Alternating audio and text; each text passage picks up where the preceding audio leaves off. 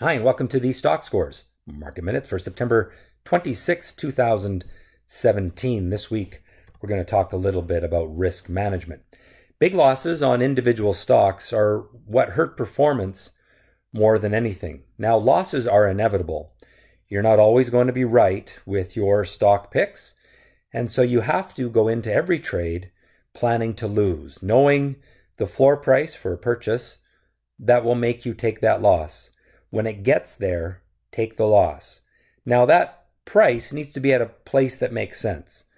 I teach people to put stops just below technical support because if the stock goes through that, there's a reason why. Something is wrong. You don't want to put all your capital into a small number of trades. You want to diversify over a number of trades, even if you're focusing on alpha. And most importantly, plan your losses. When the trade isn't working, get out. When the trade is working, let it work. That way your profits can cover the smaller losses. All right, let's get into this week's analysis. It was very low volatility this week. Of course, there was Jewish holidays Thursday and Friday, and that typically correlates to very low trading volumes, not a lot of action in the market, as many people just aren't trading. And so we can see this week that there's this very low volatility there. Not a lot of movement intraday, and that meant that trading wasn't a lot of fun just because there was no follow through on the trades. You had some action in the opening hour, and then everything kind of went quiet. We've got the upward trend still in place here, but we are stuck under some resistance. We're kind of going sideways. So it's taking a breather as we finish off the third quarter and look forward to earnings from that quarter. In the S&P 500, we have got a nice long-term upward trend. We've got a medium upward term trend.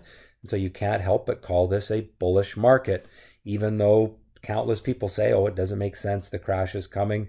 There's no sign of a crash. There is no sign of weakness here. And so you have to remain bullish on stocks until one of these trend lines gets broken. On the Russell 2000, it did manage to move through to new highs this week. There is money, I would say, rotating into some of these smaller cap stocks that have really not participated in the rally of the last number of months in the large caps. And so I am seeing some sector rotation. I think that's where some of the opportunity is. So we got a breakout. The breakout is from a fair bit of volatility, which means there's a good chance it'll pull back before it goes higher. But it does look to me like that is going to be the next wave of strength if it can hold that support zone. Moving along to the Canadian market, it's been pretty rough the last number of months for Canadian stocks. There's the downward sloping channel, but it was broken, and we had a pretty good upward move this week. Actually went a little bit parabolic, due for a little bit of a pullback in the short term.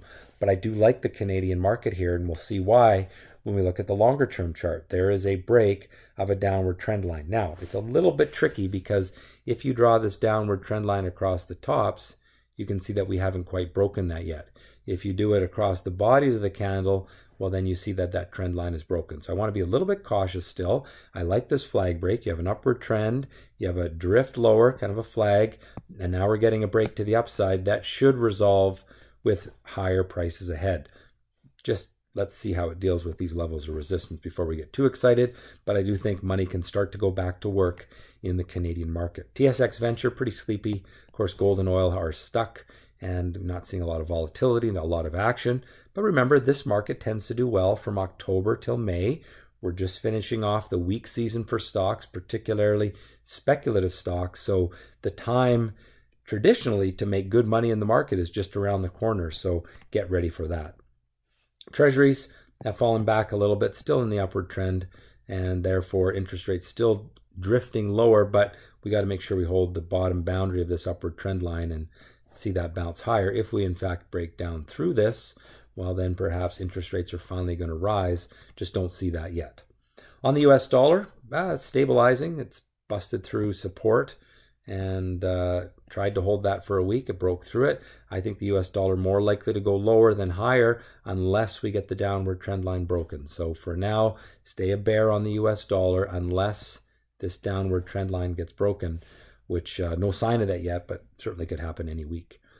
Gold, with the weakness in the US dollar, you expect gold to go higher, and it did that, but to me, it's not performing as strongly as it should have given the weakness in the US dollar. And now we've come up to resistance. We've gotten stuck.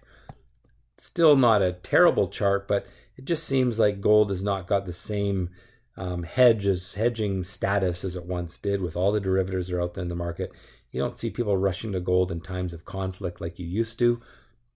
So therefore, I'm not a huge gold bull here. I liked it when it broke the downward trend line. It rose up to this zone. It's gotten stuck. I would have thought it could have gotten a little higher, up to the highs of last spring, summer. Didn't quite do that. We'll see if it makes another stab at it, but I'm back to being fairly cautious on gold after a few weeks of bullishness. On the U.S. oil market, you can see it's been very low volatility there. We have kind of drifted higher in the last couple of weeks, but it's not a healthy looking chart. It's not a bad looking chart either. It's just kind of stuck in the sideways range. I will say that we've seen some good performance the last week or two in some of the oil stocks. And so that's kind of interesting. It's almost like the market's starting to price in a little bit better oil prices in the future, perhaps the stability that's come, people looking toward some strength coming in oil. I don't see that in the chart yet, but maybe it's around the corner. Certainly the stocks are predicting that there is strength in oil to come. And on the fear index, hey, we're right back in the lows. And this area here is basically the same as this because of the time value decay in these futures ETNs. So basically we're back at very low volatility expectations and therefore not a lot of fear in the market. So my rating, US stocks bullish on both time frames. Pretty sleepy right now, but let's look forward to maybe 2 weeks from now, seeing earnings season starting to ramp up the action. Canadian stocks, I've switched my ratings to bullish on both time frames. A little bit of caution on the long-term chart because it is going to encounter some resistance. Gold, neutral long-term, bearish short-term. Oil, neutral on both time frames. The long-term trend in U.S. stocks remains up, but with very low price volatility this past week.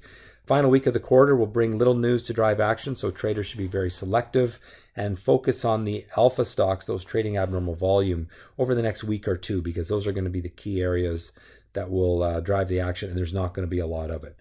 The Canadian market has broken its pullback and should move higher. Oil and gold are stuck in these trading ranges or under resistance, so be cautious with those areas. Fear is low. All right, this week's trade of the week, I thought I'd do something sort of ultra conservative, the kind of thing that you do in your portfolio, longer term stuff. I bought FedEx right here because it broke this little downward trend line. This is a boring mover, but it's moved up nicely over the last 2 or 3 weeks up to resistance where we expect it to get stuck. And sometimes we're not looking for those stocks that make 40% gains. If you have that part of your portfolio that's conservative, or if you want to trade options on some of these things, look at stocks like the large caps, like the FedExes of the world, which maybe on a percentage basis don't make big moves, but they're stable, they're good companies.